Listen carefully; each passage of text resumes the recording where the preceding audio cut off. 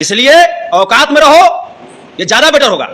Battery चोर हो तो बैटरी चोर की तरह व्यवहार भी मत किया करो, कंट्रोल में रहा करो। कंट्रोल में बता दे रहे हैं, बाहर हो जाओगे, बाहर कर दिए जाओगे, क्योंकि ये पूरा ब्रह्मांड लालू प्रसाद यादव जी का है।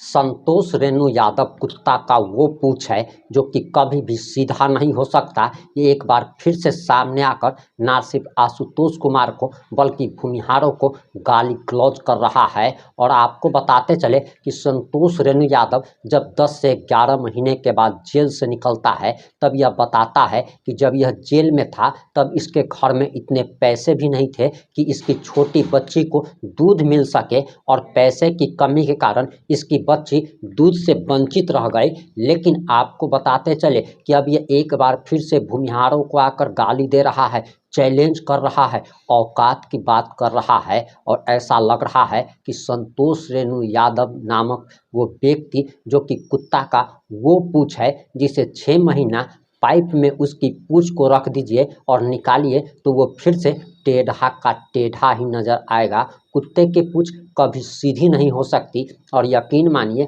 संतोष रेणु का ये बयान सुनकर आपका भी तरबक लहर कपार पर चढ़ जाएगा। नमस्कार, मैं प्रिंस कुमार सिंह और आप देख रहे हैं पॉजिटिव भारत। अगर अभी तक आपने चैनल को सब्सक्राइब नहीं किया है तो खबरों से अपडेट रहने के लिए कृपया चैनल को सब्सक्राइब कर लीजिए। और जो लोग ऑलरेडी कर चुके हैं उन तमाम लोगों को हृदय धन्यवाद। अब वापस आते हैं अपनी खबर पर, और संतोष रेणु यादव कुत्ता की वो पूछ का जरा ये बयान सुनिए। मालिक हैं धरती पुत्र मुलायम सिंह यादव, इस ब्रह्मांड के मालिक हैं।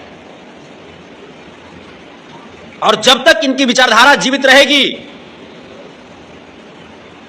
तब तक समाजवादी विचारधारा के लोगों को अगर कोई परेशान कर दे, ये किसी की मजाल नहीं। इसलिए औकात में रहो, ये ज्यादा बेटर होगा। बैटरी चोर हो तो बैटरी चोर की तरह व्यवहार भी मत किया करो।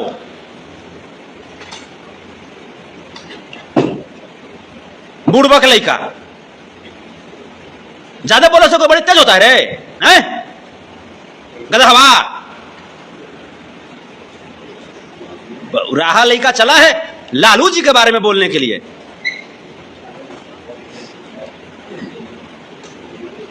कंट्रोल में रहा करो, कंट्रोल में बता दे रहे हैं, ठीक है? नहीं तो कंट्रोल से बाहर हो जाओगे ना तो फिर बहुत कुछ से बाहर हो जाओगे, बाहर कर दिए जाओगे। क्योंकि ये पूरा ब्रह्मांड लालू प्रसाद यादव जी का है। ये पूरा ब्रह्मांड हमारे बाबा साहब भीमराव अंबेडकर जी का है। ये पूरा ब्रह्मांड डॉक्टर एपीजे अब्दुल कलाम जी का है। ये पूरा ब्रह्मांड नेताजी मुलायम सिंह यादव जी का है। तो इस ब्रह्मांड में रहना है तो थोड़ा सा दब के तो रहना पड़ेगा। बात तो समझ रहे हो? इस ब्रह्मांड में रहना है तो किसी को बापे बना कर रहोगे जी, है? किसी का बेटा बनकर रहोगे ना, कि बाप को उल्टा पुल्टा बोलोगे? तो बाप को उल्टा पुल्टा बोलेगा तो फिर तो दिक्कत हो जाएगा तुमको। फिर तो चमन्नी के भाव में बिका जाओगे, है? भूंजा फूटानी लोग आ जाओगे। हम लोग खाली गांधी जी के मानने वाले लोग नहीं हैं, हम लोग भगत सिंह जी को भी मानते हैं, हम लोग माननीय न्यायालय को भी मानते हैं, संविधान को हम लोग मानते हैं। तो माननीय न्यायालय और संविधान को मानते हुए मैं बिहार सरकार से, मैं भाजपा सरकार से मैं आग्रह करता हूं कि ऐसे लुच्चे लफंगों के ऊपर कार्रवाई की जाए। मैं बिहार प्रशासन से मैं आग्रह करता हूं कि ऐसे लुच्चे लफंगों के ऊपर कार्रवाई की जाए और उसे सलाखों के अंदर डाल दिया जाए।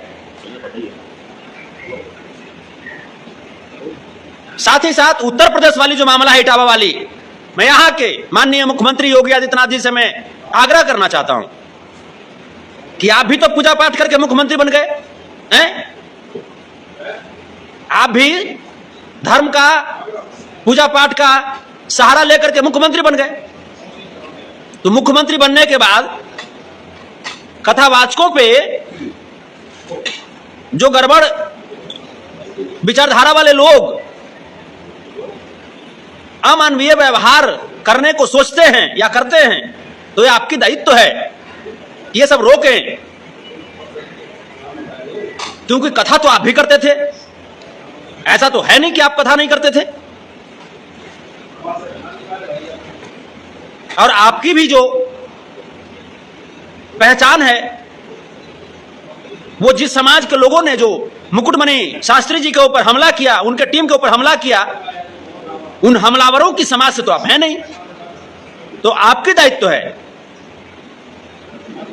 और खास करके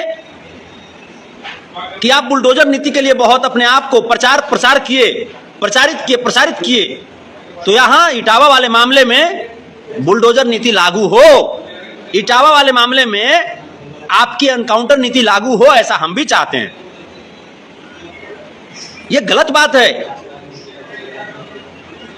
क्योंकि भगवान का कथा कहने का अधिकार सबको है।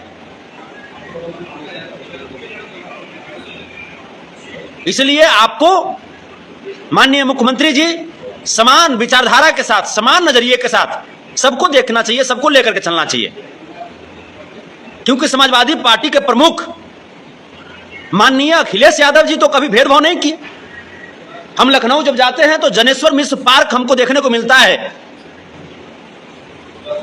उस पार्क को जिस लेवल पे बनाया गया है, वो कोई विशेष सोच, कोई विशेष विचारधारा के साथ ही, कोई विशेष लगाव के साथ ही बनाया गया होगा।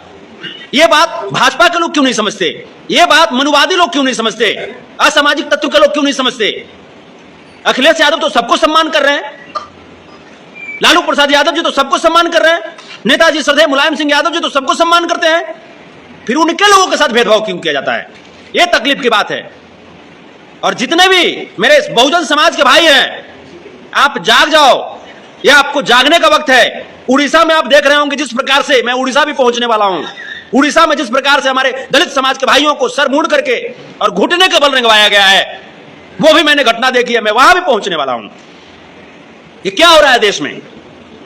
अभी कुछ दिन पहले मध्य प्रदेश में दलित समाज के भाई के ऊपर भाजपा का नेता, भाजपा का कार्यकर्ता पेशाब कर देता है, और उसके बाद क्या होता है? भाजपा के कार्यकर्ता के ऊपर कोई कार्रवाई नहीं होती, सिर्फ कार्रवाई कागजों पे होती है, फिजिकली रूप से कोई कार्रवाई नहीं होती। ये क्या चल रहा है देश में? प्रधानमंत्री जी के आर्थिक सलाहकार विवेक देवराय संविधान को बदलने की बात करते हैं। क्या चल रहा है देश में? अभी वर्तमान में जो स्थिति है, यह बहुत ही गंभीर स्थिति है। मैं बिहार के पूर्व मुख्यमंत्री आदरणीय श्री जीतनराम मांझी जी से, लोक जनशक्ति पार्टी के प्रमुख बड़े भाई चिराग पासवान जी से मैं पूछना चाहता हूं कि आप बताइए, क्या हमारी बहन सारिका पासवान आपके घर की बेटी नहीं है? क्या कोई हमारे दलित समाज की बेटियों को 200 व 300 में बिकने वाला बता देगा?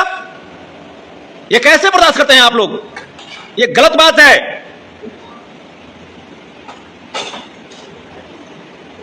हम लोग किसी भी कीमत पे ऐसी बयानबाजी को बर्दाश्त नहीं कर सकते। चाहे पिछड़ा समाज हो, दलित समाज हो, अल्पसंख्यक समाज हो, या सवर्ण समाज में भी जो समाजवादी विचारधारा के लोग हैं, जो अच्छे लोग हैं, उनकी लड़ाई हम लोग हमेशा लड़ते रहेंगे।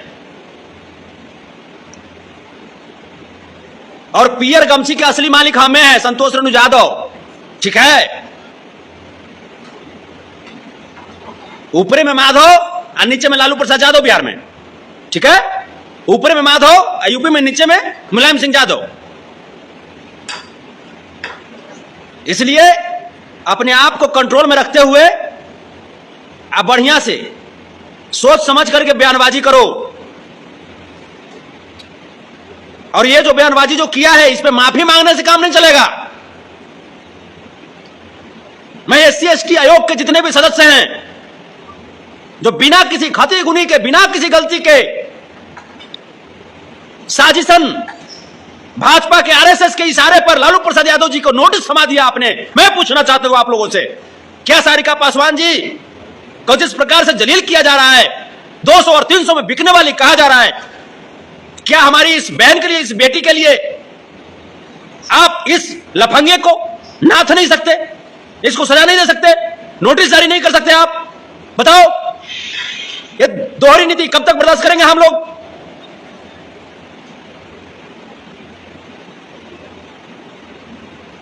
सही में आप लोग आयोग के सदस्य की तरह काम कर रहे हो समाज के लिए, या तेजस्वी जी के अनुसार आप लोग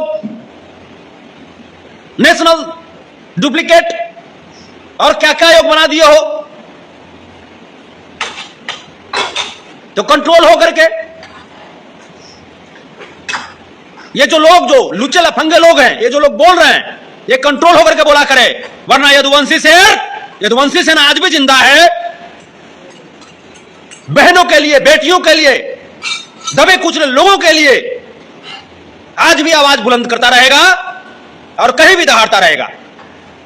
जय सीता श्री कृष्ण, जय संविधान, जय बहुजन।